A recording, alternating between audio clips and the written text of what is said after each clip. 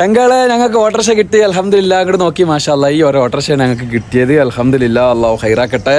ഇതെന്താ സംഭവം എന്ന് പറയാം, ഞങ്ങൾക്ക് ഒരു ചങ്ക് ഒരു മാഷാ അല്ലാ ഒരു വാഹനം എടുത്ത് ആ വാഹനത്തിന് ഇത്ര ഉറുപ്പ്യാണ് വന്നത്, അതിന് ഒരു ഇത്ര ശതമാനം എന്ന് പറഞ്ഞിട്ട് മൂപ്പര് ഒരു 1.5 ലക്ഷം ഉറുപ്പ്യ കണക്കാക്കി. ആ കണക്കാക്കിയ പൈസക്ക് ഇതായിട്ട് ഉപജീവന മാർഗം നടത്തുന്ന ഒരാൾക്ക് ഒരു ഓട്ടോറിക്ഷ വാങ്ങിക്കൊടുക്കാമെന്ന് വിചാരിച്ച്. അങ്ങനെ കുറച്ച് മുന്നേ വീൽ ചെയർ ഞാൻ കൊടുത്തിട്ടുണ്ടായിരുന്നു.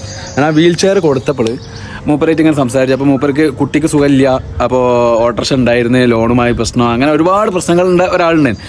അപ്പോൾ ഞാൻ ഇങ്ങനെ സംസാരിച്ച് വന്നപ്പോൾ ഞാൻ മൂപ്പരാക്ക് എന്നാൽ ഇതൊരു ഉപജീവന മാർഗ്ഗം ആക്കിയാലോ എന്ന് വിചാരിച്ചു. ഓട്ടോറിക്ഷ കിട്ടുമെന്ന് ചോദിച്ചതും അതാക്കിയതും അൽഹംദുലില്ലാ നമുക്ക് 2021 മോഡൽ ഓട്ടോറിക്ഷ കിട്ടി. മൂപ്പരാക്ക് ദുബായിക്ക് പോകേണ്ട ആവശ്യം ഉണ്ടായിരുന്നു. അങ്ങനെ വർഷാപ്പേരനായിട്ട് പോയി നോക്കി അൽഹംദുലില്ലാ സൂപ്പർ വണ്ടിയാണെന്ന് മനസ്സിലായി. അത് വിൽക്കരുത് ഇതാക്കരുത് എന്നുള്ള ഒരു ചെറിയൊരു എഗ്രിമെൻറ്റും എഴുതി മൂപ്പർക്ക് കൈമാറി അൽഹംദുലില്ലാ. മൂപ്പരെ വാക്കുകളൊന്ന് കേൾക്കിങ്ങൾ. വളരെ വളരെയധികം സന്തോഷം അമീദ്ക്ക. കുടുംബത്തിന് അത്രമാത്രം സന്തോഷമായി. അൽഹംദുലില്ലാ അൽഹംദുലില്ലാ. ഒരു ജീവിതമാർഗം ആക്കി തന്നല്ലോ. ഇത് ആരാണ് തന്നതെന്നൊന്നും എനിക്കറിയില്ല. അമീദ്ക്ക എന്നോട് പറഞ്ഞിട്ടുമില്ല ഇതാരാണ് തന്നതെന്ന്.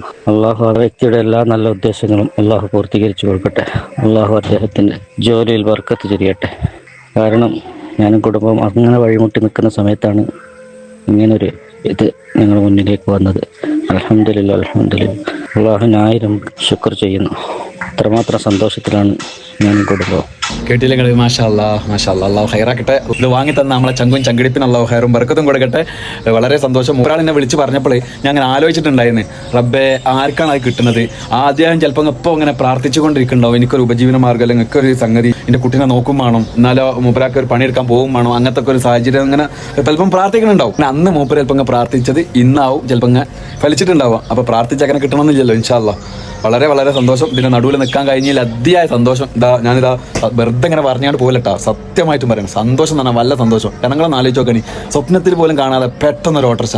നമ്മളൊക്കെ ഇങ്ങനെ ചിലപ്പോൾ സ്വപ്നം കാണുമല്ലോ, പഠിച്ചോനെ നമുക്കിങ്ങനെ ഇതിങ്ങോട്ട് കിട്ടിയിരുന്നെങ്കിൽ അത് അതുണ്ടായിരുന്നു. നിങ്ങൾക്ക് അങ്ങനെ കാണാത്തവരാരും ഉണ്ടാവില്ല എന്നാണ് ഞാൻ വിചാരിക്കുന്നത്. അങ്ങനെയൊക്കെ ഇങ്ങനെ പെട്ടെന്ന് ഒരു ഓട്ടോറിക്ഷ കണ്ട് ഒരാൾക്കുണ്ട് കിട്ടുന്നു. ഇങ്ങോട്ട് ആലോചിച്ച് നോക്കാൻ അൽഹംദുലില്ലാ വളരെ വളരെ സന്തോഷം. ഞാനിതാ ഈ പള്ളിൻ്റെ മുന്നിൽ നിന്നിട്ട് ഇതാ ഈ മിനാറിനെ ചൂണ്ടി പറയണം, അള്ളാഹു അദ്ദേഹത്തിന് ഹൈറും ബർക്കത്തും കൊടുക്കട്ടെ. ഇതൊരു സ്വലിയായ ഒരു അമലായി സ്വീകരിക്കട്ടെ.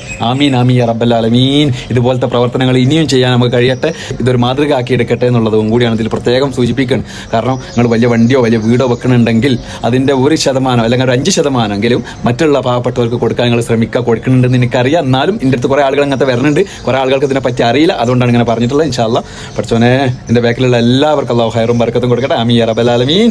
ഒരാളെ പേർക്കുറെ ഞാൻ ഹമീദ് കുറ്റൂർ.